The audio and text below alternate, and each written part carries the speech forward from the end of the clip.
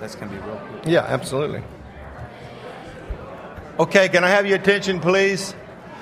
I just want to remind everyone that the discussion about this winter meeting doesn't exactly happen in this room, but it also happens online.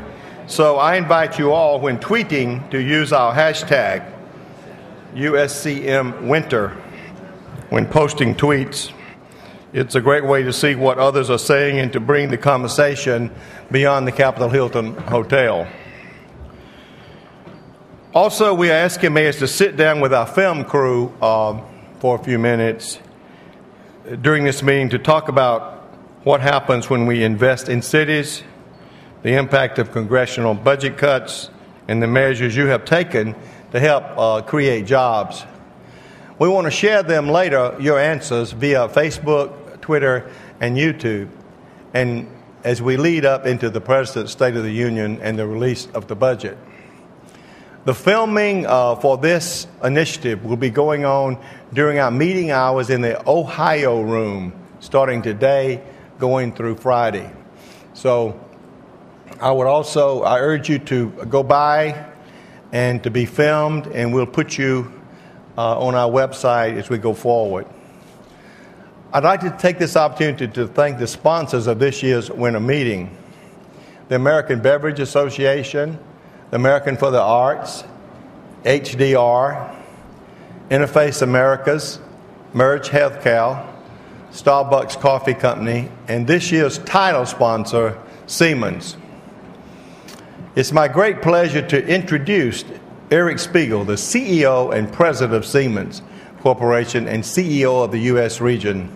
Siemens had more than $22 billion in annual U.S. sales in 2011, employs over 60,000 American employees throughout the 50 states and Puerto Rico. Siemens' relationship with the conference extends far beyond our annual winter meetings, for which they have been great title sponsors. They're also sponsoring a series of discussions we will be having related to exports, ports, workforce innovation, and energy and efficiency, and will partner with us to continue the success of sustainable cities across this United States. Please join me in welcoming back Eric Spiegel.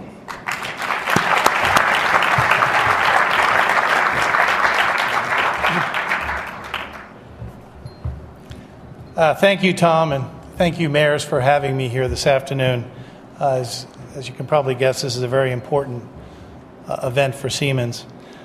This conference is about an issue that we've all been thinking about a lot for the last several years. How do we create jobs, and how do we create a lasting and vibrant economic recovery? It's also worth recognizing that recent numbers suggest that the U.S. economy may be coming back a little. I think last month we added about 200,000 jobs. So I think we have a long way to go, but I'm optimistic, more optimistic than I was a few months ago. I think it's also, we should note that the strength of our economy, a lot of the recovery, I think, is due to the manufacturing sector, which is what I'd like to talk a little bit about today. In fact, manufacturing employment grew by about 136,000 jobs last year, which amazingly is the first time that we've had jobs growth in manufacturing in this country since 1997. Okay? I'm a strong believer that if America is going to have a recovery, that it's going to be led by manufacturing. And I believe just as strongly that we have the opportunity to bring this to reality. So let me tell you a little bit about why I believe that. There's been a sense over the last decade or so that the decline of American manufacturing was an inevitability that couldn't be avoided. People assumed that because labor was cheaper elsewhere, and because no company would build something that cost more when they could build it for less, that manufacturing in the U.S. was doomed. And to some extent, over the past decade, they've been right. But that conclusion assumes several things that have turned out to be wrong. First, that cheaper wages would always lead to cheaper production costs. Secondly, that many of the products of the future, like many of the products of the past, would essentially be commodities. And that could be built with equal quality and equal technology just about anywhere in the world.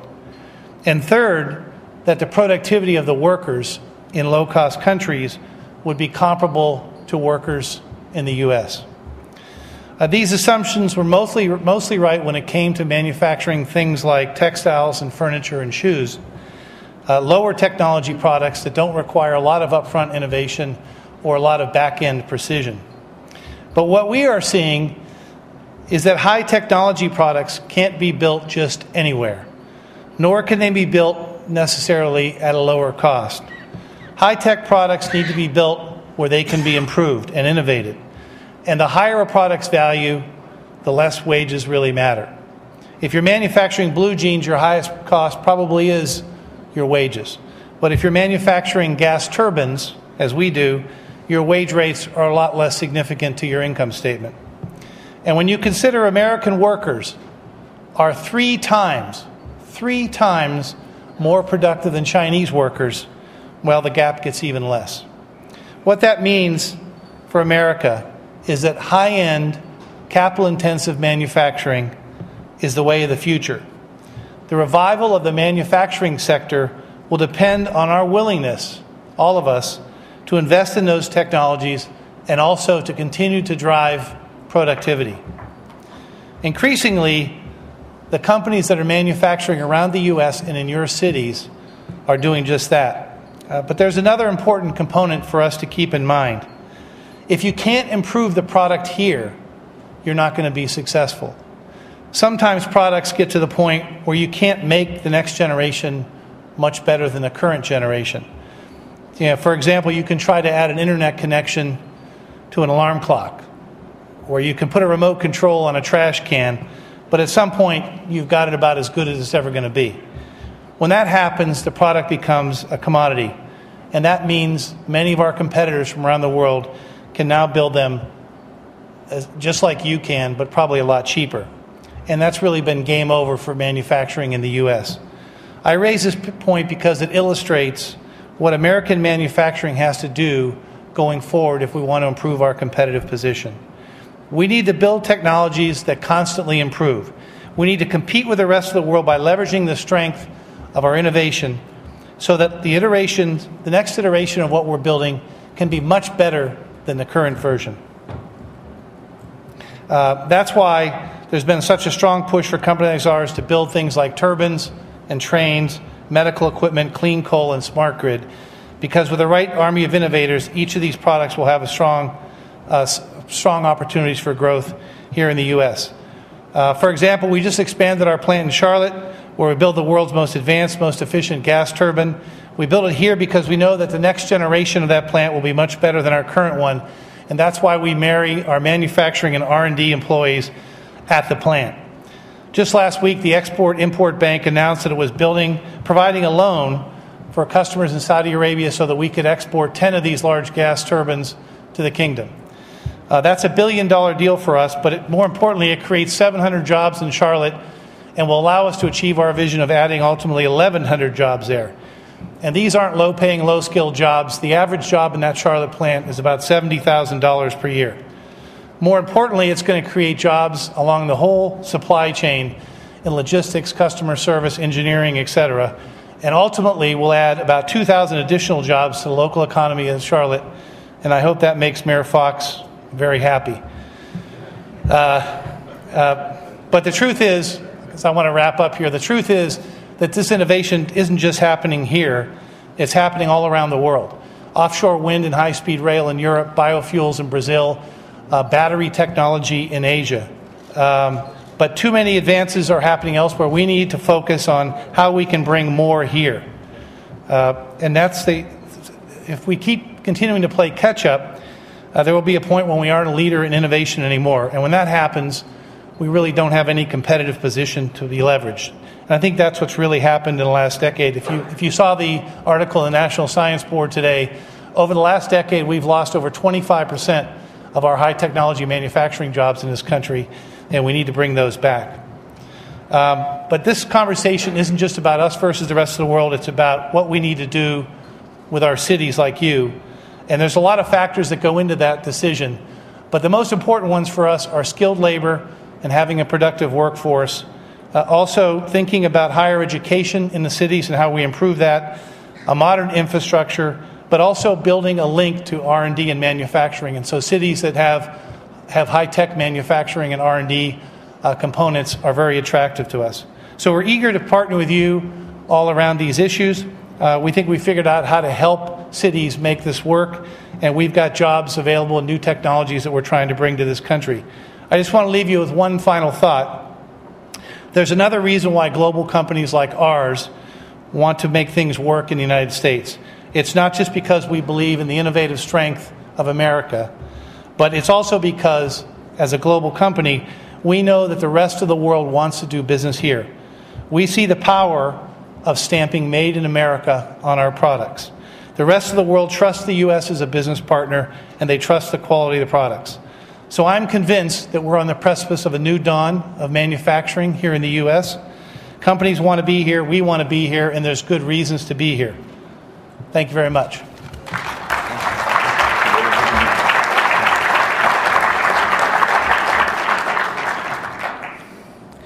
I see that we have our host, Mayor Gray, here. Let's give him a big hand. And thank you, Eric, for that presentation. I want to say to you that the mayors all across the nation are focused on the issue of infrastructure and investment, and that's why we're here, to tell the Congress that they need to do their job and they need to focus on our jobs. I'd like to now introduce the District of Columbia Mayor, Vincent Gray, to welcome us to his city. Right from the start of his term, Mayor Gray has been an active member of the U.S. Conference of Mayors. Mayor, thank you for your support and your leadership. Please come on up.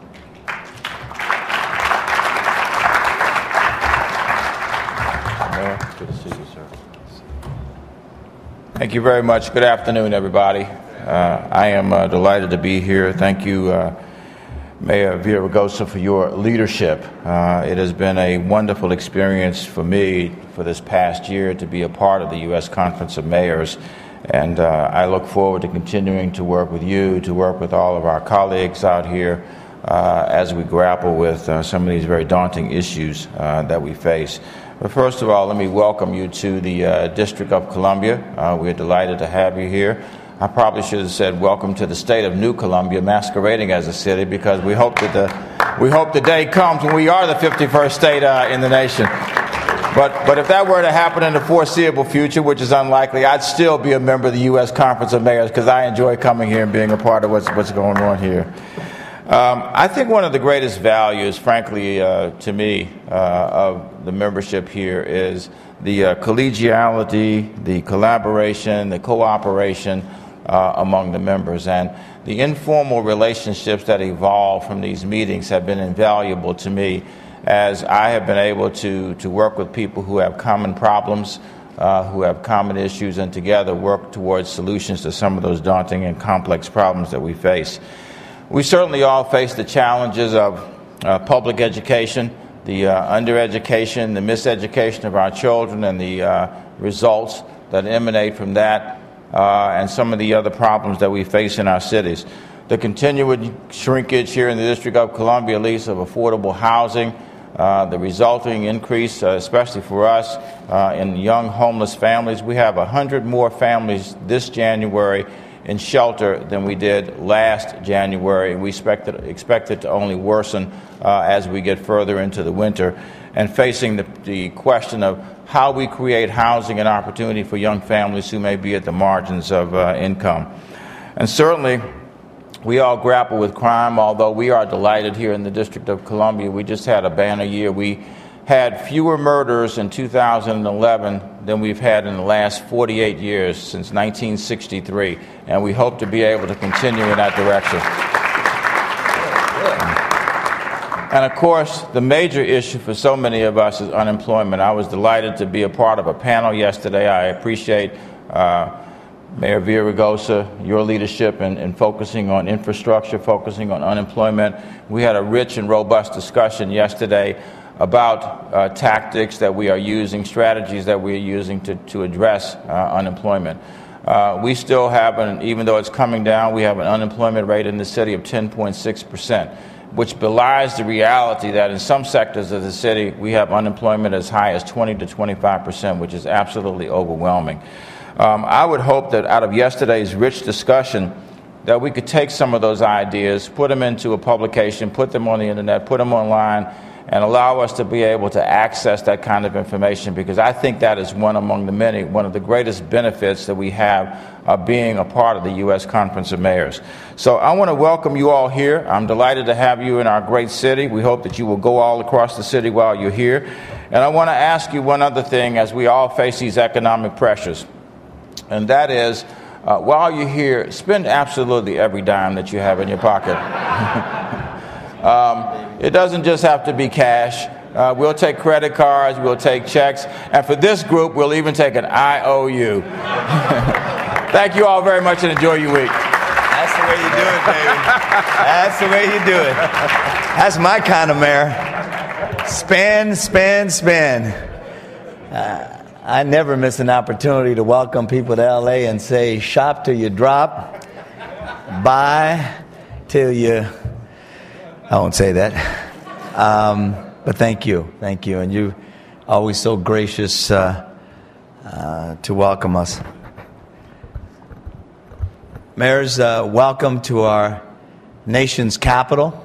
But before I begin, I'd like to thank Tom Cochran and his staff for their hard work in organizing this year's meeting.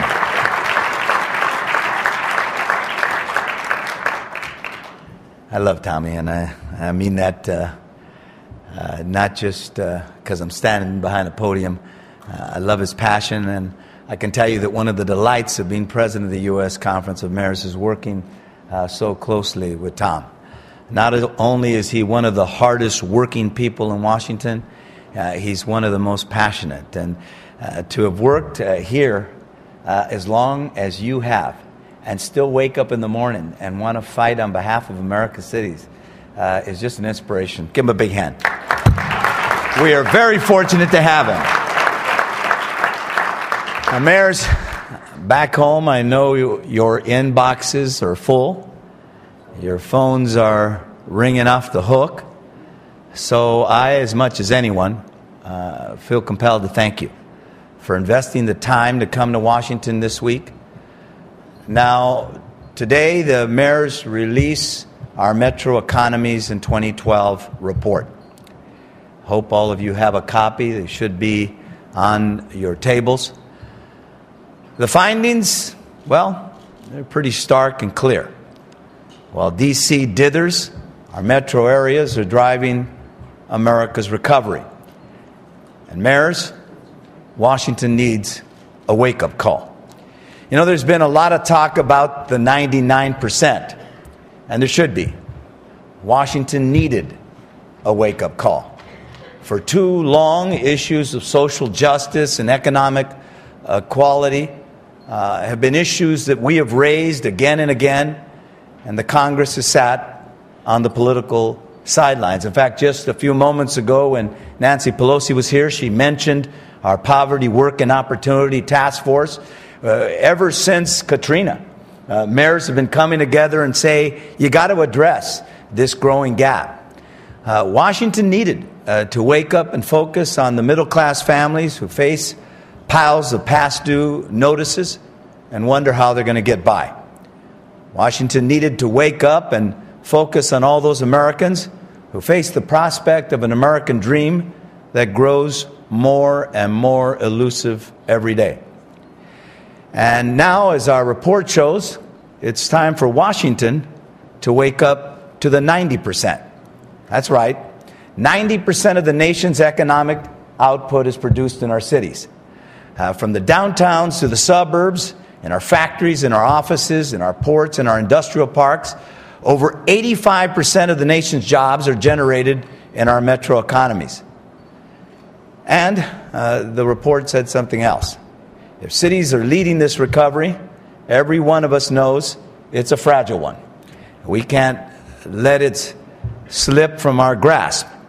As the findings show, we had a 1.3% job growth across the country last year. Now, that's not nearly enough to put our people back to work. This year, we expect just 2% growth in GDP. And that's if things fall into place in the way that they could. But there are a whole lot of factors that could interrupt that. What's going on in Europe? What's going on in the Congress today? And so despite the neglect and inaction in Washington, local leaders have been in the trenches getting things done. While Congress has played politics on the debt limit, it was cities like Akron, Ohio, where Mayor Don Pasquale convinced the German auto supplier Reuschling to say, "Made in the USA." And now, more than 100 new jobs for skilled machine workers are available to Akron residents.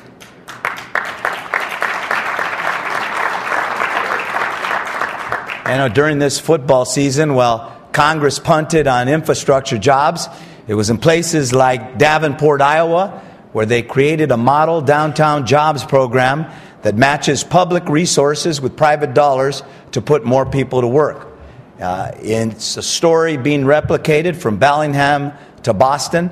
In my own city, we're making a $4 billion investment at our airport, generating about 40,000 jobs, more than $1 billion investment at our port to compete with the Panama Canal, generating another 20,000 jobs.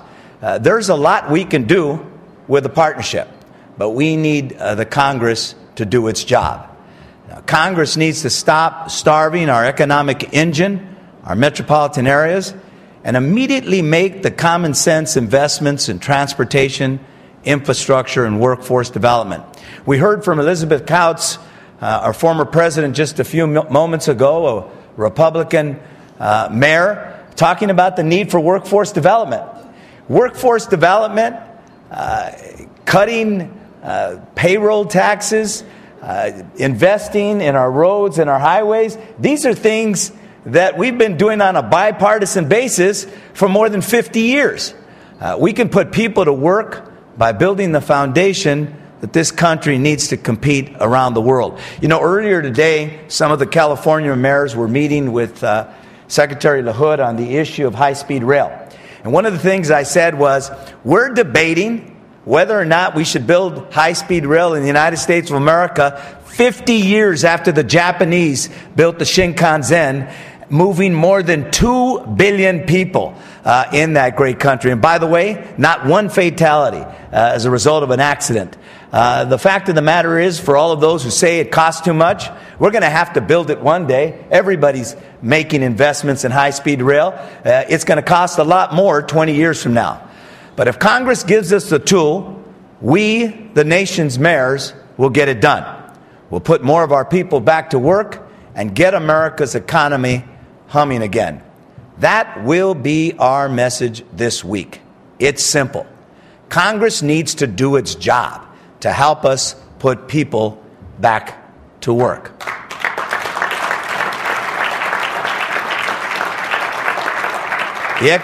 The economic recovery is too slow, and it's a direct result of the inaction of this Congress in 2011.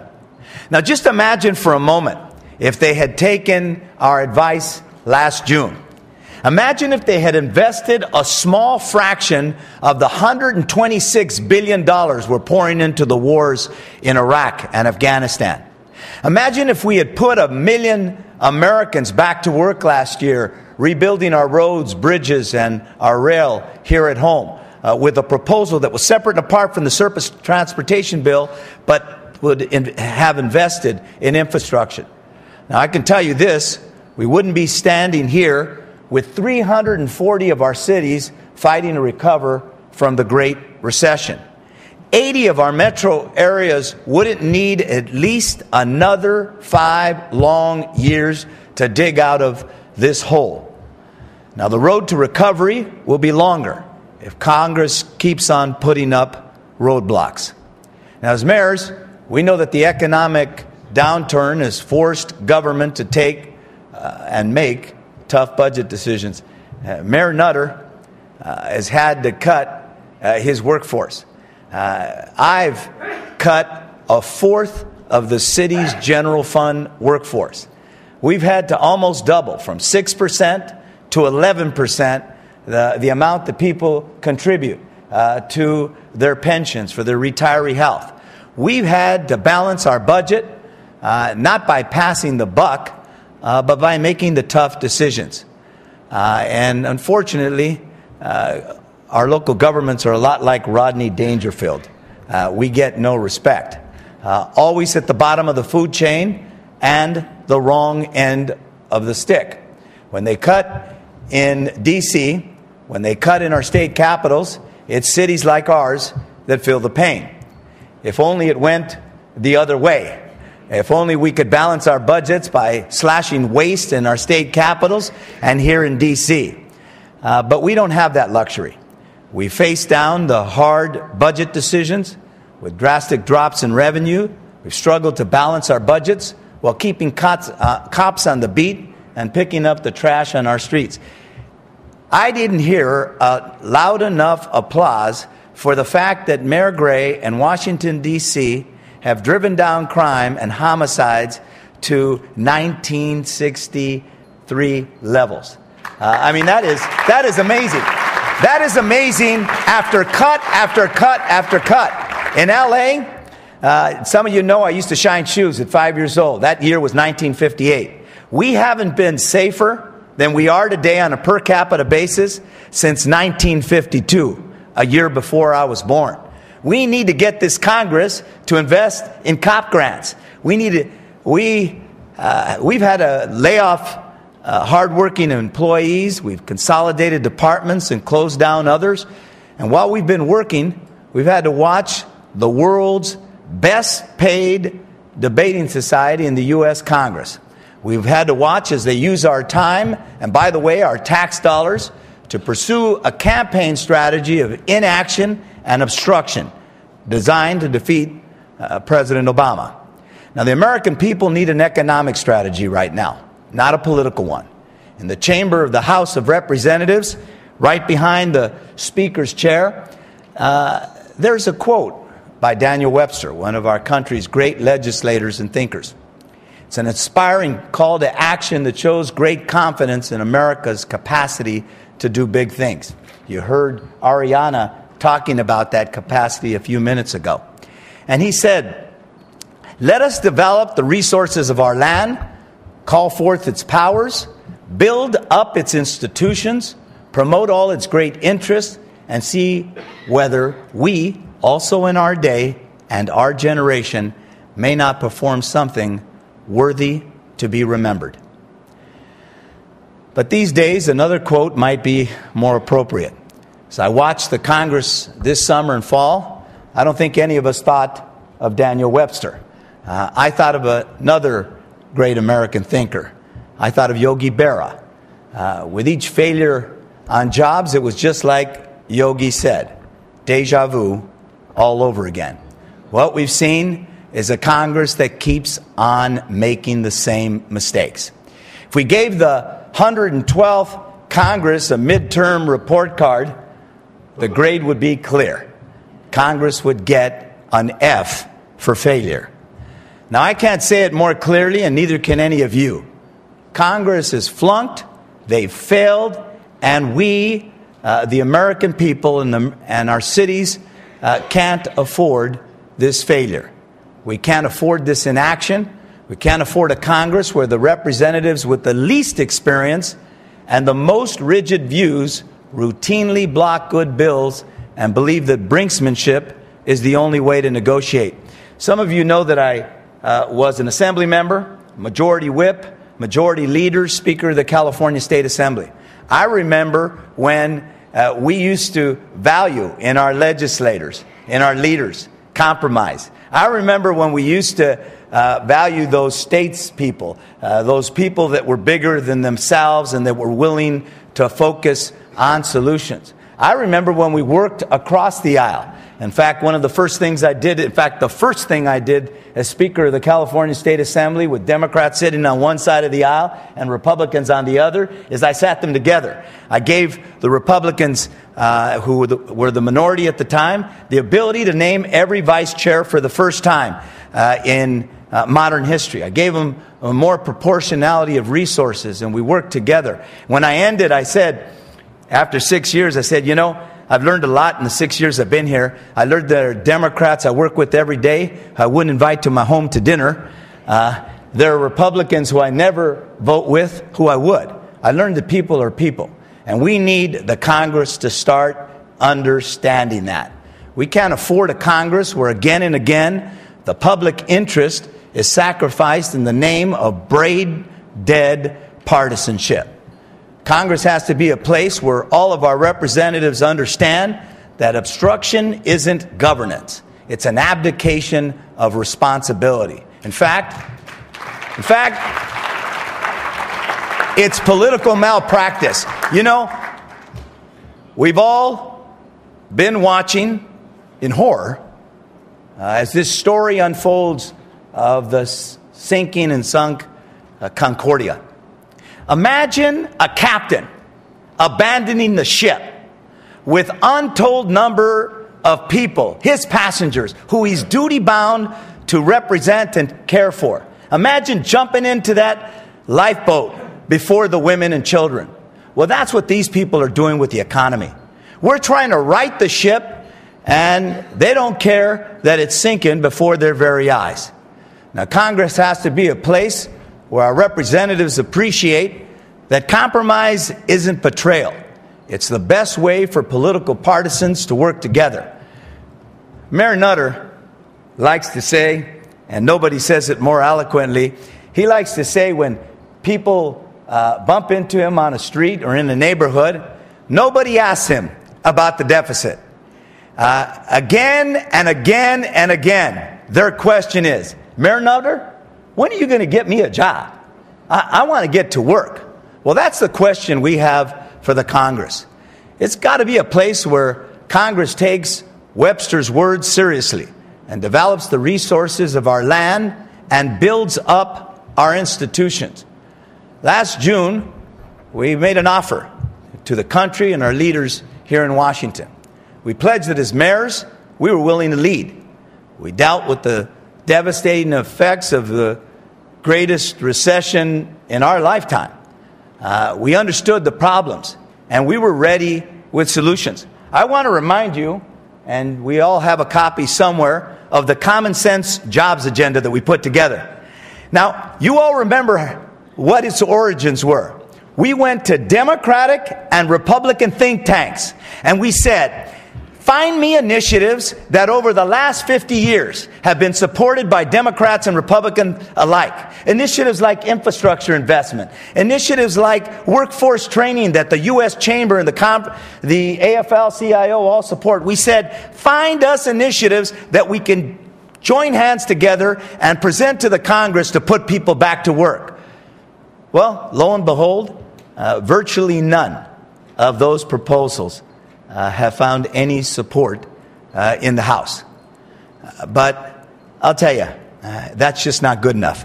You know, if the first half of the 112th session was a failure, those of us who studied know that you might get a fail or an F on the midterm, and if you work hard and you apply yourself, who knows, you might get a passing grade. And that's why we're here. A lot of people have asked, and they said, well, Mayor, they asked us at the press conference, well, with the abject failure of this Congress, why would you come in the middle of a political season and ask them to do more?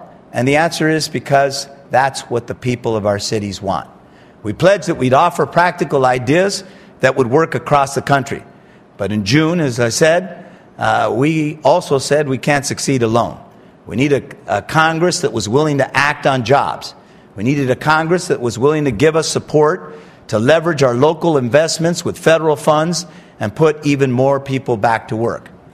In June, we were hopeful, the country was hopeful, that Congress would never be foolhardy enough to take the nation to the brink of default.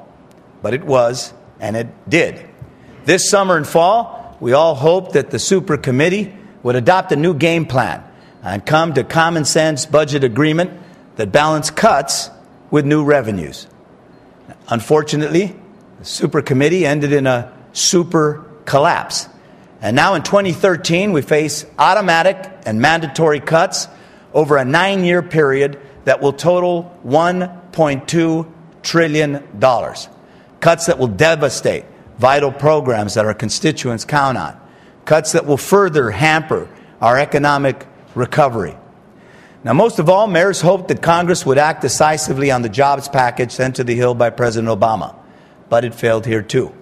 Congress took the chance to provide a long-term extension of the payroll tax cut. Now, these are people that ran on a campaign of tax cuts and never saw a tax cut they didn't like until the president proposed it.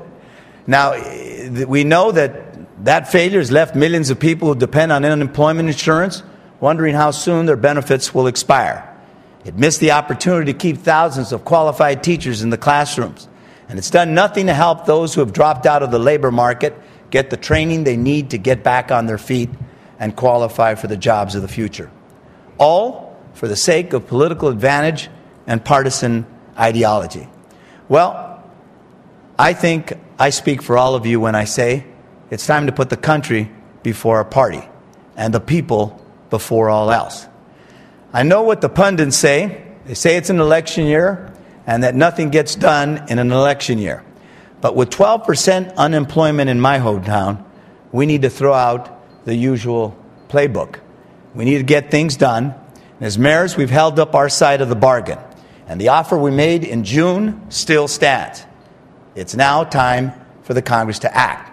As I said, if the Congress flunked the midterm, it can still get a passing grade. When Congress returns to session, it must make a down payment on America's economic future.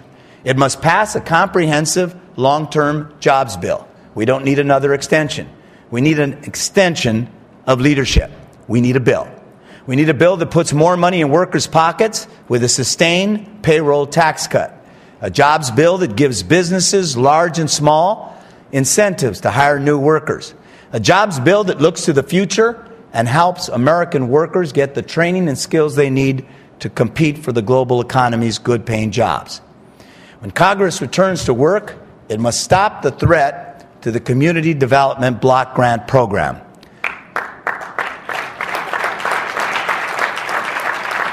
A few minutes ago, you heard Mayor Nutter talk about the foreclosure crisis that's blighted countless neighborhoods, littering them with boarded-up homes. Since 1974, CDBG has been one of the most effective programs for addressing blight like this and revitalizing our communities. But over the last 2 years, Congress has slashed this funding by $1 billion. We can't have the budget axe hanging over our heads. CDBG is a crucial source of funding for cities. Mayor Nutter mentioned earlier today there's a 3-to-1 dividend on the investment. Mayor Smith, a Republican, said when answering the question about don't we need to make cuts, he said there are smart cuts and there are dumb cuts. And I think you couldn't have said it any better. Cuts that hurt investments that produce dividends like housing and economic development are the wrong cuts. It helps working people improve their job skills. It's time to stop the cuts. It's time to restore full funding to CDBG.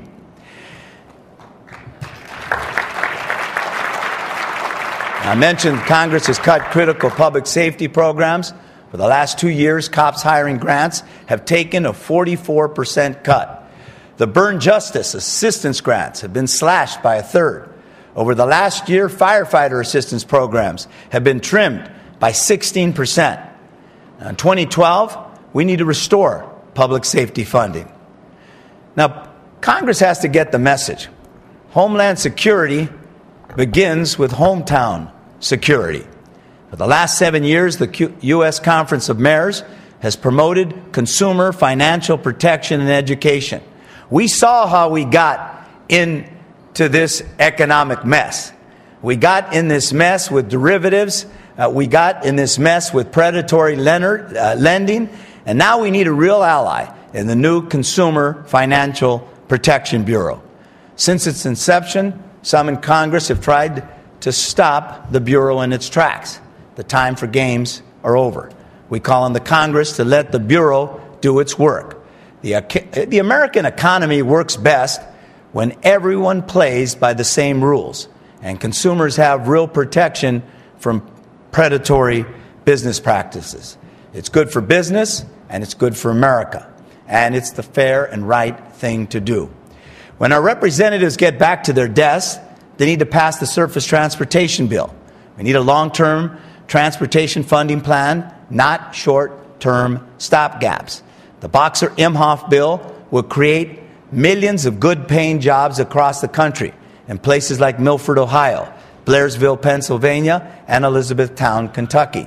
It will launch America Fast Forward, which, as you know, 120 of you have signed on to the idea that at a time of high deficits and debt, when we're putting up our own money, they ought to loan us the money to accelerate our programs and put people back to work. 1 million people will get back to work with America Fast Forward alone. So these are the kinds of things that Congress can and should do. It will make critical improvements to our aging transportation infrastructure. Businesses in our city will get their goods to market faster, and our residents will spend less time gritting their teeth in gridlock and spending more time on the things that matter. Mayors, this is the time. Our cities provide the power to the American economy. The Metro Economies report makes that absolutely clear. Our constituents produce the goods and the services that the country and the world depend on. The companies in our industrial parks and our manufacturing centers are creating America's jobs. But for all the hard work going on across the country to get our economy moving again, we haven't seen the same from our leaders and representatives here in D.C. In this political season, we will be heard. We need to demand a vision for our metropolitan areas. We need to ensure their commitment to our cities. And above all, we need action, not talk. We can't wait another year. We can't accept business as usual. And above all, we cannot have another season of abject failure. This is the time. This is our time. The future's in your hands. Thank you so much.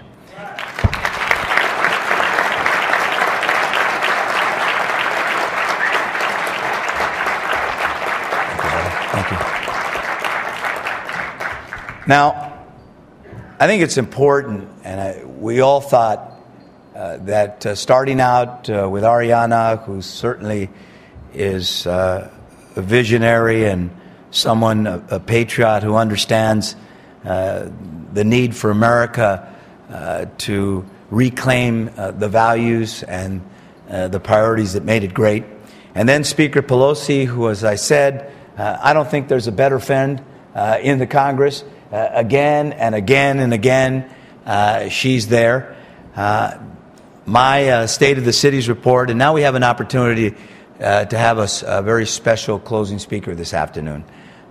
Joel Benenson is one of the hardest working pollsters in national politics. I know for a fact that Joel dreams about crosstabs. He was the lead pollster and senior strategist for President Barack Obama during the 2008 election, and he'll continue in that role in this cycle. He's been a pollster and a strategist for U.S. senators, governors, and, yes, mayors from around the country. At all of our recent meetings, I've asked that national pollsters help us better understand the priorities of the American public, how a bipartisan agenda on job creation is registering with voters. And I'm very pleased that Joel is here today with his polling data to help us with that discussion. So please join me in welcoming Joel Benenson.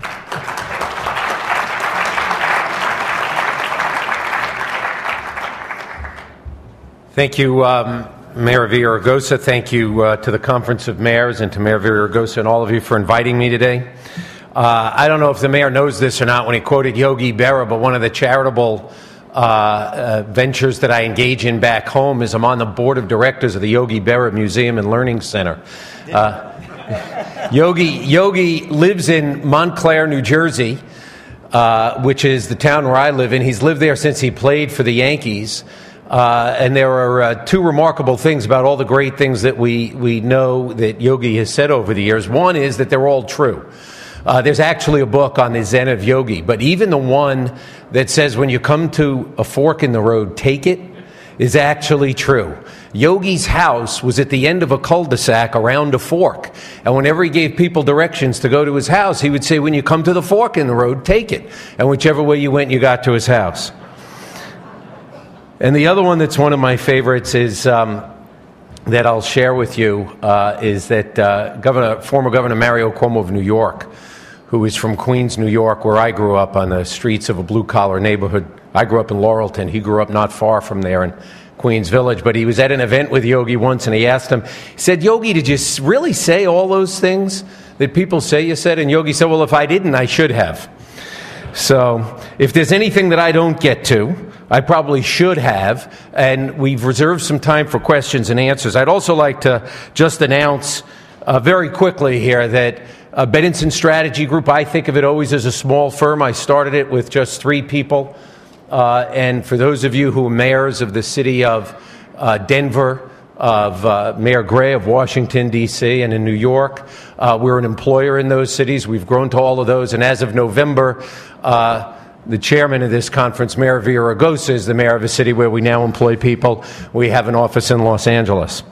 So what I thought I would do today is, I know you're going to talk a lot of politics tomorrow with my good friend Anita Dunn and Steve Schmidt from the Republican side, and talk about the election specifically. But what I thought I'd do, and I think it links up well with what Mayor Villaraigosa laid out today, is what are some of the underlying attitudes that really shape the mindset of American voters and are going to shape the dialogue and the conversation that you're going to have throughout 2012. Now, I will touch on politics, I promise you, and I certainly, coming from Queens and New York City, I will take any questions and certainly any challenging questions. Queens is a place where we like to say that a day without an argument is a lost opportunity, so we will certainly get to that.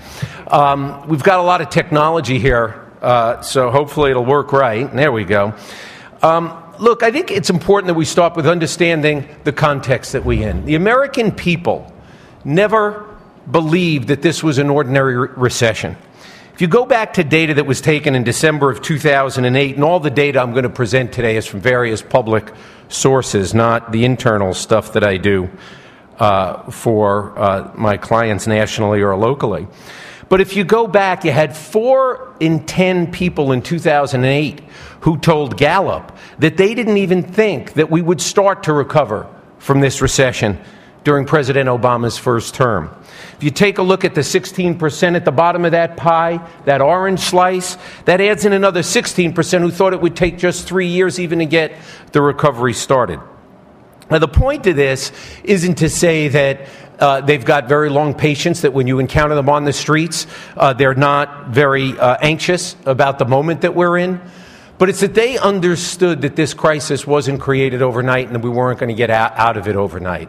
I've done work with middle-class voters since 2005, all across the country, people I call the vast middle income, middle American values, some from the heartland. You could talk to Latino voters in Secaucus, New Jersey, or suburban voters in Phoenix, and you heard the same story. People then believed that the economy was changing as far back as 2005, that the rules they saw their parents grew up with and that they grew up in the workplace were out of sync, that something was out of balance. So when this finally hits in 2008, the notion that they're not believing in quick fixes and the same kind of shibboleth that they've heard before was very palpable to them. And they also, at the same time, believe and understand that the economy that we're in is changing. to Eric Spiegel's point, who I think on his notes on manufacturing are critically important, America is still the leading or second leading manufacturer in the world, depending on how you look at it. And the notion of high-skilled manufacturing growing and being the wave of the future here is something that's palpable and true. But the economy does look very different to people today. And when you ask a question about whether they think when the economy finally recovers, Allstate does a series of polls called the Heartland. Do you think that the economy will be very different from what it was before the recession, or will it look the same? And by an overwhelming majority, just about 3-1, people believe that this economy is going to be different after we get out of this recession. And this goes beyond just technological changes. They really do think that the basic rules have shifted on them, and they don't ask for much. But what they want when you talk to working Americans is just a sense of reciprocity. That if I'm a loyal employee, if I've done my job well, that all I want back from you is the same loyalty I've given. If I've gotten outstanding performance evaluations in my job, don't give me a 9-cent an hour raise at the end while your business is still doing well. Take a look out for my future as well as yours. They're very clear about where they see the factors that contributed to this downturn are. Allstate back in October of 2011 asked Americans, what is the number one reason that caused the downturn, the number one contributing factor? They then followed that up with a question, the same list, what's the number two factor as well? The most striking piece of data here is that 51% saw the risky investments of the big investment firms and the big banks as the number one reason. Their second most cited reason was that American companies are not investing in America. American voters today, and you folks probably encounter this when you talk to your constituents day in and day out, they're very aware of the fact that there have been significant profits accumulated over the last few years by American businesses that are sitting on the sidelines and not being reinvested, and that could strengthen the American workforce, that could strengthen the American economy. So it goes beyond just outsourcing. They're very aware of what the potential there for that is as well. They then go on to talk about the 37% say, if you look at the middle bar, the policies of the Bush administration. Families taking out debt and credit card, 35%. And then lastly, on the far right on the list, 26% who talk about the economic policies of President Obama. You have to understand they're not immune to the talk of the deficit. They're not unaware of it. They're very aware, in fact, that we had a surplus in 2000 that became a deficit by the time we got to the end of 2008. But they have been, since this time when I started really focusing on middle class and working class voters throughout America in 2005, they've been very bothered by their own personal debt. They see it as limiting their potential to advance. Americans don't blame others. They don't look to point fingers. They take responsibility for things on their own. And people back in focus groups that we talked to in 2005 said things that, like, if I don't pay off my credit card bills, when my paycheck comes in, I've got to pay somebody else before I can pay me and my family. And when you look at the behavioral shifts that are occurring now, with people saying, I'm going to pay down credit card debt instead of buying, these deep-rooted sentiments and attitudes are really coming to play in a way that have a big impact on us. So it does ladder up somewhat to the deficit discussion that we have. They do think it's something that we have to address along the way.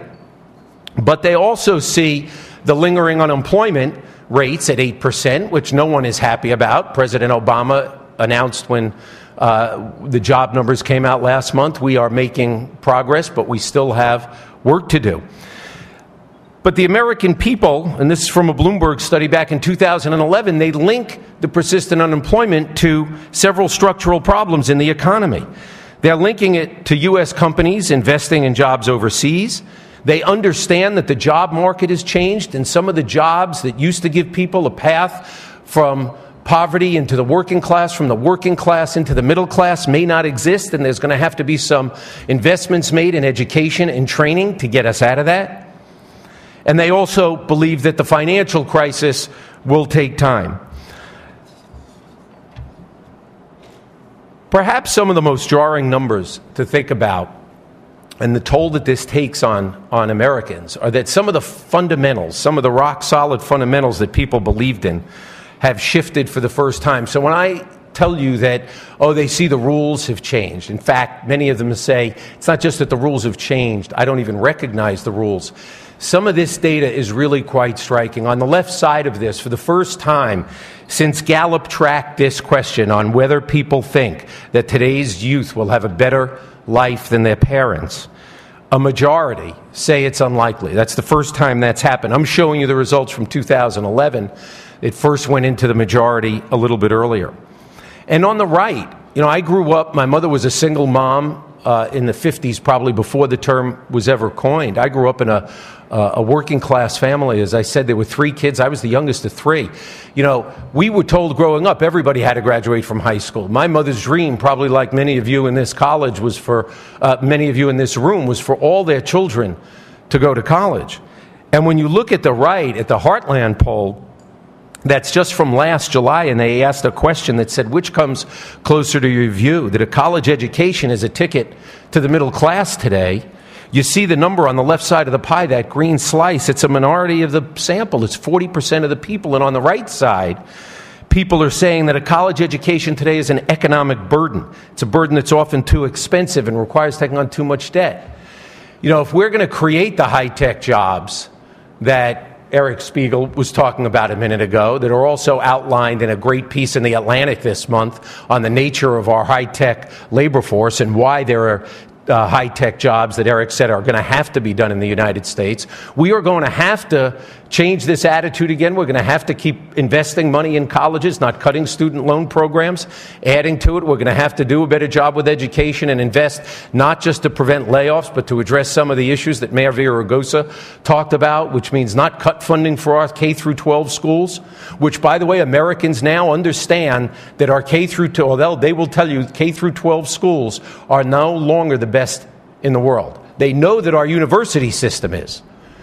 But there's no reason, they say, why our K through 12 schools shouldn't be the best in the world as well. And because of a lot of this, one of the things that changes is their belief that in this economy, this new economy, that just their own hard work gets ahead. Look, I always talk about the fact that America is the most entrepreneurial culture in the world, and I don't mean that just in the sense that we all want to be small business people. Although I actually was one before I had this business. I was a beer distributor in Crown Heights in Brooklyn. But Americans, this was our strength. We always believed this, that all I had to do was work hard. There was a simple set of rules, did my job well, showed up, progressed a little bit, that I could get ahead in this world. And that number has declined. It was 73% in September of 2000. By March 2006, it's at 64%, and now it's at 58%. There's a sense here that, as I said, they just want to be rewarded. They want to be recognized for the work they do. And their doubts about how this economy is changing and how it will affect them is creating some anxiousness here. Perhaps the biggest dynamic that we're seeing are attitudes on risk and how they're shifting with the American people. We're a pretty daring people. A lot of us come here from different countries. A lot of our grandparents did, our parents did. But today, the American people see an economy that presents more risks than opportunities to their standard of living. So when you look at the data on the left and people are asked, compared to your parents when they were your age, do you believe today's economy presents you with more opportunities to improve your standard of living, the same amount of opportunities, or fewer? If you look at the big chunk of that pink pie there, 42% say more opportunities. Parallel question on the pie on the right side of this slide. In the same survey from 2009, compared to your parents, do you think today's economy poses more risks that endanger your standard of living as your parents did when they were our age? And there's a 20-point gap there. 64% of people think today's economy poses more risks for their standard of living than opportunities at a parallel point in their parents' lives. Now, that may be hard for us to understand. We may just say it's all the macroeconomic issues, and there is some of that. But they also understand when you dig more deeply and you talk to them in one-on-one interviews or in ethnographic research or focus groups, one of the things that you learn is that some of the badges of working in middle-class success the mortgage on your home, your cars that you were able to buy with financing, admittedly, going to college, are now points of burden for you. They create some economic anxiety, as that slide about college showed before. Now you're worried, can I handle that debt? There was a point here when people thought that those who controlled the risk had tamed risk. That if I refinanced my home, the folks at the bank had figured it out, that I could afford it. If I wanted to go get that second car and get a new one instead of a used one, the folks who were giving me the car loan had figured it out and they knew I could afford it. Today, what shifted, and this is across the consumer work we do as well as seeing it in this political environment, people are changing the way they view risk. They are not entirely risk averse, but they have become more wary of risk. They feel better about the choices they make when they've weighed risk very carefully, and they take the less risky choice. So, for example, if you look at new car purchases, which the rescue of Detroit has been fabulous. We've got jobs saved. We've got all three automakers profitable for the first time in a decade. But today, new cars that are being bought, the average age of the car that's being turned in is 10 years as opposed to 7, which it used to be. More people are willing to buy used cars before new cars. So they're not totally risk averse, but they are wary of it. And it manifests itself in some interesting ways. If you look at the top arrow, and the data on the top of this chart, and you ask people which would you prefer, opportunities to change employers or professions, or long-term employment with a single employer. By 2 to 1 now, Americans are saying long-term employment with a single employer. Now, I don't want to sound too retro here, but that's a very 50s, 60s kind of approach. You know, the days of the company town are long gone. The days of getting a job coming out of college and being with a company for life. Kids coming out of college for the last 10 or 15 years haven't anticipated that, and they haven't lived that way. And in fact, what's really interesting is the little bar beneath that says among millennials, even 55%, 18 to 34-year-olds, 55% say they would prefer a single long-term job. Now, what you have to understand about that age group is that the statistics show that for them, on average, by the time they're 35 years old, they're already going to have 5 to 7 jobs. It's a very different world than a lot of us grew up in. So they are weighing risk. They're looking for things that provide an element of security. They prefer a guaranteed lower return on their investments, even if it meant giving up less control.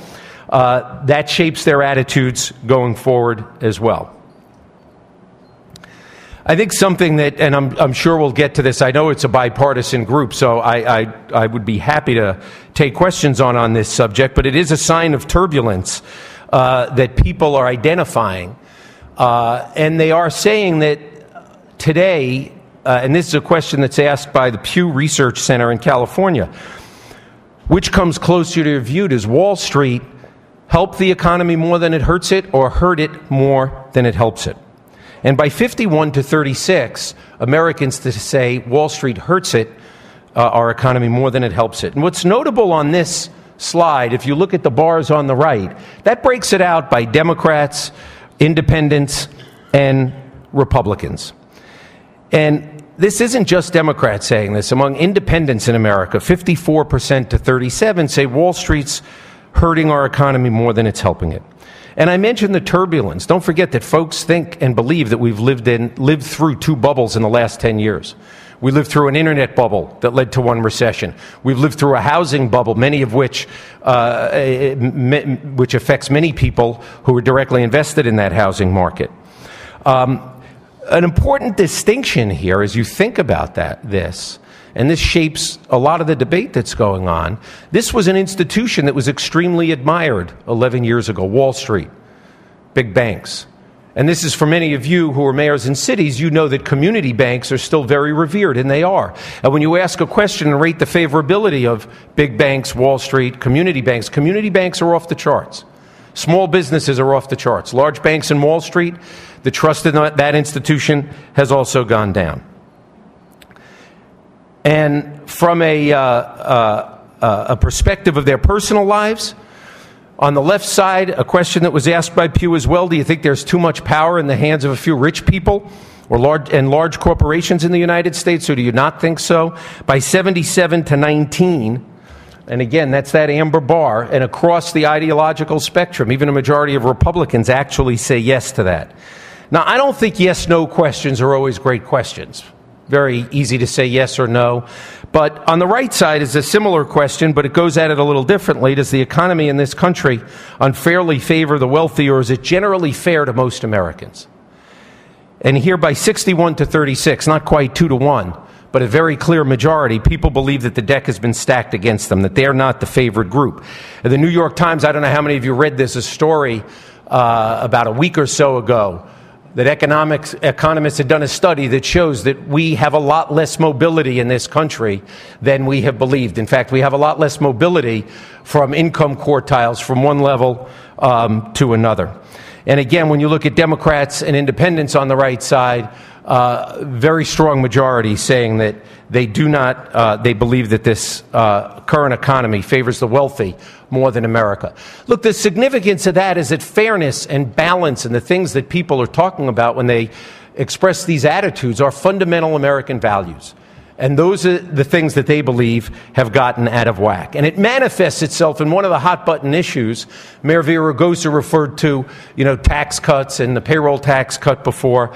The thing that bothers most Americans about taxes today, they don't believe the system's fair. In fact, if you look at the left by 55 to 43, they say that. But when you ask them the follow-up question of what bothers them the most about taxes in America today, the thing that bothers them the most is the notion that there are some wealthy people who don't pay their fair share in taxes, 57%. The amount that they pay themselves is 11%.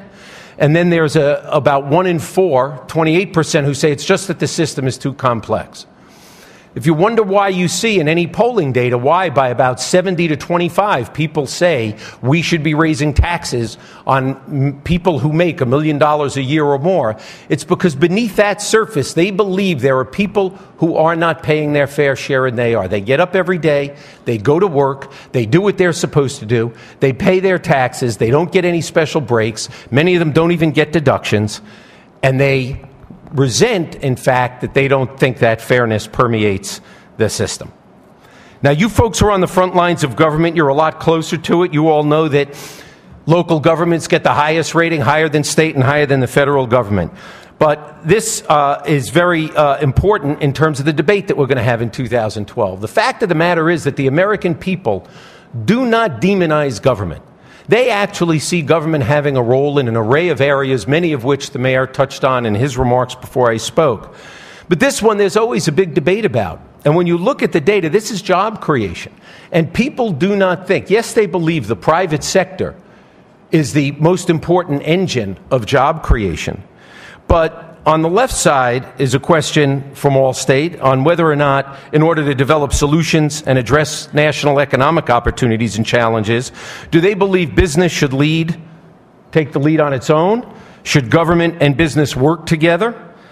Or government should take the lead entirely? Now, very few people say government should take the lead entirely. That's that small slice at the bottom. That green slice is 12%. But 60%, that big slice of the pie, say government and business should work together. And only 24% say business should take the lead. And on the right side, its question is asked specifically about the federal government, because you folks know that you're at the local level. Everything happens more at the local level. Everybody believes mayors, governors can have more of an impact. But on the right side, how much do you think the federal government can do to create jobs in the United States? And this is from an Associated Press poll in December of 2011. And over 70% say a great deal, quite a bit, or a moderate amount. Only 29% say very little or nothing at all. And this is kind of interesting here in an environment where we've taken steps that have come under attack. I think you all know the job numbers. We're seeing growth month by month in the private sector jobs. We've created over 2 million jobs now, about 20 months straight of private sector job growth. Another fact that's out there is the number of federal government employees, non-military, is actually at a lower level than it was in Ronald Reagan's last year in office in 1988. So at the same time private sector is coming back, there has been containment on the federal level as well. There's a debate going on, and we hear a lot about it, particularly from the Republican candidates during the debates that they've been having on television during their primary season. And one thing that is absolutely clear is that Americans do not want to go back to letting Wall Street write its own rules again. On the left side of a question from a Gallup poll on whether or not people approve of the legislation that increased government regulation, not Wall Street reform, not Dodd-Frank, increased government regulation, a word that we know gets bandied about in a negative context, of banks and financial institutions, 61% of America approve that legislation. 76% of Democrats, 62% of independents, and 4 out of 10 Republicans. And when the Center for Responsible Lending asked a question just this past summer, do you think the Wall Street reform law should be repealed or should it be allowed to take effect? Because there's been a lot of call for repeal. Every candidate I've heard on the other side has said they're going to repeal it. By 63 to 20, Americans say don't repeal it. They have a very similar attitude about defunding the EPA. American people in communities like yours understand that having clean air, clean water is something that government has to do. You know, back in the 90s, one of the things that President Clinton pushed through was a law that required companies to tell local fire departments what chemicals they had in their buildings. Americans understand that part of building strong communities is having that information and having those kinds of protections for kids who breathe our air and water. With the recent gains we've seen in the economy, there is an uptick in optimism, both about the economic future of the country and about their personal situation. Now, this doesn't suggest that they think we're on easy street or that we are totally out of the woods yet. But if you look at the data on the left from October of 2011 to December 2011, asked whether people think over the next 10 months the economy overall will improve or worsen. Back in October, it was about a 50-50 split, as you can see, the green bar and the blue bar, 50 and 46. Right next to that, now in December, late December, by 56 to 36, a 20-point spread, people believe conditions over the next 12 months will improve. When you also ask people if they believe the economy is going to get a little better, a lot better, a little worse, a lot worse, close to 60% of people say it will get a little better or a lot better over the next 12 months. And on the right side is data about their own personal finance. Now, on this question, it's a similar question. Do you think your personal situation will improve or worsen over the next 12 months? There's a pretty solid band of 40% when both of these numbers appear a year apart, December 2010 and 11, who say they think they'll stay the same. But where the changes occurred is a year ago, a little more than a year ago, the number of people who thought their personal situation would improve was 30% said improve, 25% said worsen. Now, when you come back in December 2011 in the same sample, 44 to 14 say that they expect their personal situation to improve. I think when you look at the president's policies and how are they viewed going forward, and I said I would do a little bit of politics at the end, and I will, and then I will wrap up. If you ask a forward-looking question here on what impact, what they think President Obama's impact has been in his policies, looking backward first, thinking back over the policies President Obama has pursued during his presidency, would you say the country is worse off significantly, better off significantly, or is it not significantly better off yet, but they're going in the right direction because of the policies President Obama has pursued? And 54%, a majority now, say that things are either significantly better or not significantly better, but moving in the right direction because of the policies that President Obama has pursued. A smaller minority of 38% say the counter-argument that they are significantly worse because of the president's policies. When you take that forward and look at some of the areas that the president has advocated, from his jobs program to the Recovery Act to rescuing Detroit, what's clear is Americans favor investment in infrastructure. In fact, 80% of Americans believe that investments in infrastructure are a good idea, such as bridges, schools, airports, and asked if it's a good idea or a bad idea for the federal government to provide money to state governments so they can avoid layoffs of police, teachers, and firefighters, 65% of Americans say that's a good idea. They see both of these as investments, not just in building and creating an economy that's built to last, but creating communities that are built to last. So while they're mindful of the deficit, while they want that under control, they also understand the need for investments in cities like yours. Same is true, by the way, of alternative energy. Let me come back to that as we have another discussion. The Republican ratings in Congress have taken a hit. The ratings of Congress overall have taken a hit. If you look on the far right, Congress is at the lowest approval rating it's ever been. The fact of the matter is, when you look at the ratings of Democrats in Congress and Republicans in Congress, in April of 2011, Democrats in Congress were at 36% approve and 62% disapprove. Republicans were at 34% approve and almost the same. And now Republicans are down to 21% approve and 75% disapprove. Democrats have only dropped from 36% approve back in the spring to 33%. The toll that's been taken on Congress has come not from a decline in the Democrats' ratings, but in a decline in the Republicans' ratings. And the last 2 points I want to make, and then we'll take questions on as we look ahead to the politics. And I'm taking Gallup data here to use it because it's got the longitudinal data. If you look at where President Obama's approval rating is in the Gallup poll today at 46% approve, 46% disapprove, it's exactly identical to where President Clinton's ratings were in January 12th through 15th, 1996. Identical numbers. Now, that's not to say that the election is a foregone conclusion by any stretch. President Clinton won that race by 9 points. We think this is going to be a very tight race. But we believe that the president, based on some of these underlying attitudes, based on the fact that the American people see this as a make-or-break moment for the middle class, they understand that the last thing we should do is go back to letting Wall Street write its own rules again, that we can't ignore things like Detroit and the auto industry, that we need to make investments in our infrastructure going forward, in our schools, in our education system, creating job training programs that link up the skills that we need with the jobs that are vacant in America today. There were a bunch of CEOs at the White House a few weeks ago who told President Obama they can't find people with the skills they need. They've got 1 million vacant jobs sitting there.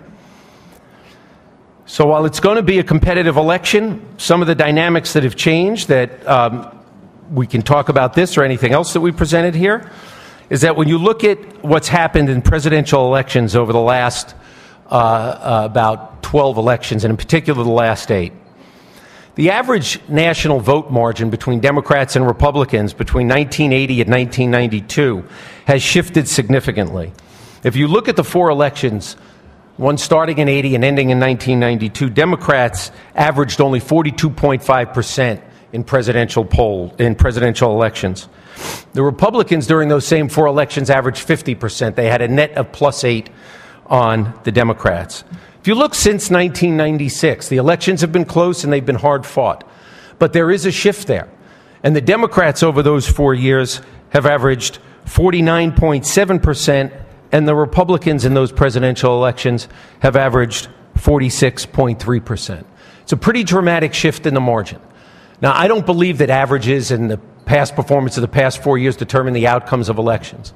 But in terms of the economic values that this election is going to be fought on, and who is standing up for the middle class and working people who are trying to get there and who isn't, the policies that will help people advance, who is and who isn't, in terms of some of the demographic shifts that are actually contributing to this shift in the presidential margins, very big increase in the percentage of the national electorate that's African American, big increase in the percentage of the electorate that's Latino, bigger gains happening among younger voters in every election cycle, people who are 18 to 29 years old. I think a lot of the dynamics here suggest not only a close race, but a race that portends well for President Obama going forward.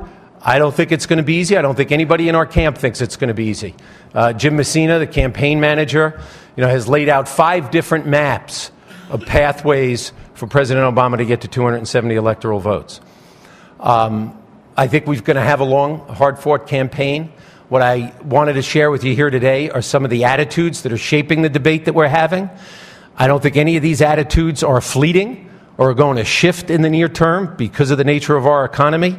And I think they will shape and determine the outcome of the election at the end of this year in 2012. Thank you very much.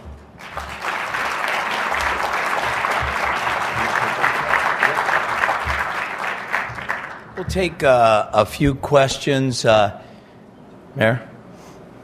Yes. A fellow Angelino, Micheál O'Leary, Mayor of Culver City, California. Thank you, President Villaraigosa. Great conference. It's my first. A little nervous, very intimidating group. But a question to the pollster. Obviously, your numbers are saying the same thing that the public that we are hearing from is saying. The same message that we're sending to our federal and our state legislators, and they're obviously not listening. And that's extremely frustrating when we're tasked with fixing our own local budgets, and then the state government will walk in and say, oh, you've a pot of money, we'll just take some of that too, and put us back in the same position we were. The frustration continues for us. I was wondering of your opinion about what if there's too much confidence by our legislators in Republicans, Democrats. That's our side, that's your side. We only have to worry about the little bit in the middle. What if there was a social media movement urging people to remove themselves from their current party, to decline to state, sending a message that we want compromise, something similar to what FDR got in his first 100 days. Send a message. It might remove 20% of the Republicans from the Republican Party, 20% of the Democrats from the Democratic Party. Would that affect the decisions of both sides that compromise is being asked for by the people? Act now. Yeah. Well, look, it's a question and an idea I had not heard of before. I mean, all the data indicates that more people... Everybody heard the question, I assume, with the microphone, right? Okay. Look, the trend has been that more people, what we call independents, what you call decline to identify, the trend has been that number has gone up. The number of people who identify as Republicans and Democrats has gone down, although it splits generally now in a presidential electorate and even in a congressional electorate close to a third, and a third. I think one of the challenges for that to happen is that in a world where our politics are polarized, people do want to identify with one party or the other. They do want their philosophy aligned with one or the other. We're not having some close calls out there. We're having some big debates on whether or not, Wall Street should be regulated with a common sense set of rules or not. We're having a big debate about whether this country should invest in bridges, roads, and schools or not. We're having a big debate about whether or not we invest and spark research in clean energy or not. And the record, by the way, on the last one is paying big dividends. I don't know how many of you in this room know this, but for the first time since 1949, we are a net exporter of barrels of oil. First time since Harry Truman was president. And our dependence on foreign oil is under 50% for the first time since 1997 because of investments in renewables. So I think while you're having that kind of debate, it's going to be very hard in this moment to galvanize the people to suddenly walk away and go to a middle position when many of them are seeing some pretty stark differences. I think you need an election result to change that. And, presumably we're going to have a pretty clear indication as we go forward in 2012 and forward in the coming elections. Do you want me to just... Yeah, you can call. Yes, sir. And then I'll get her. And then if you could make the questions as short as possible. Right. Hi, I'm Green Bay Mayor Jim Schmidt. Comment first. You'd mentioned 55% of the people, their attitude is that the kids won't have a better life than they did. And I'm wondering if you've defined a better life. And my comment is because I think kids today, one thing's different than us. So these are more humanitarian. I mean, I got 2 kids in college. One's in an orphanage in Africa. The other one, Doctors Without Borders. And have you defined a better life? Secondly, I'd like your comments more on, think we've hit this panic mode in America, and everybody's about jobs, jobs, and where's the focus on education? We talked about that this morning with Secretary Duncan, and are people overreacting right now to the economy, and they're not focused on education? I'd like your comment on that. No, thank you. I think it's a great question. The question's a historical one that Gallup has asked the same way. So, will they have a better life than you did at a comparable age? And the answer was unlikely, by the way. It wasn't definitive. So the room there was, it's not like they're consumed with pessimism, but there are doubts about whether or not it's likely, whereas Americans had always, a majority always believed that the next generation would do better. But we invested in the next generation. So when you talk about education, and when you talk about that, I think that's going to be a central issue, actually, in this campaign.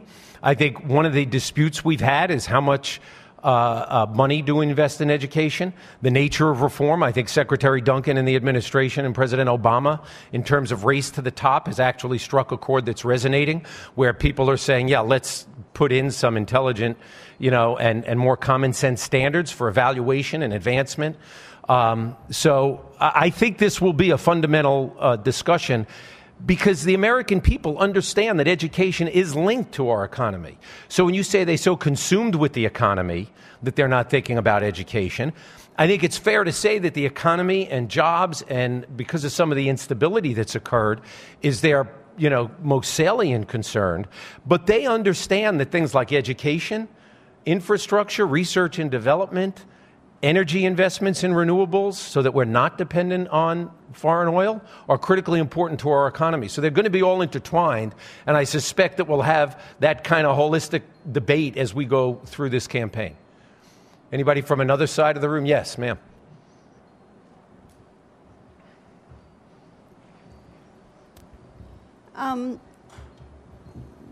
What I didn't hear in some of your presentation are the issues that really affect mayors who have large disproportionate numbers of poverty. And what are the issues in some of your strategy and analysis going forward? Because if Congress and the White House are going to ever get to the bottom of addressing poverty, and particularly women, who make up 72 million of the workforce, and the whole pay scale inequity, why aren't there any questions being driven on that in order to be able to help shape, policies both in the House and the Senate, and to have those issues driven in the next election? When you say any questions being shaped by that, you mean in the polling data I presented? Yes. Mm-hmm. Sure. Because I'm a political pollster, what I thought I would do is, what people tend to focus on is what's really shaping the swing attitudes. How does this impact the politics?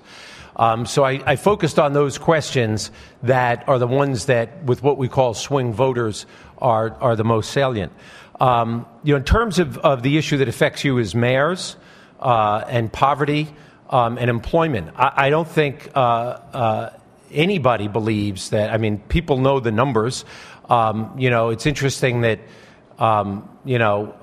we get accused of class warfare on our side of the equation, and then we hear people in the debates talking about, a food stamp society or an entitlement society. I mean, this country, I think, still believes that we have a responsibility to each other. I think they believe that we have to start with education. I think they understand that the only way out of poverty for many people who are in poverty or who have fallen or slid back into it as a result of this is either through better education, better job training, linking up community colleges with businesses, which has probably happened in many of your cities, so that they develop a curriculum and training programs that actually lead to jobs.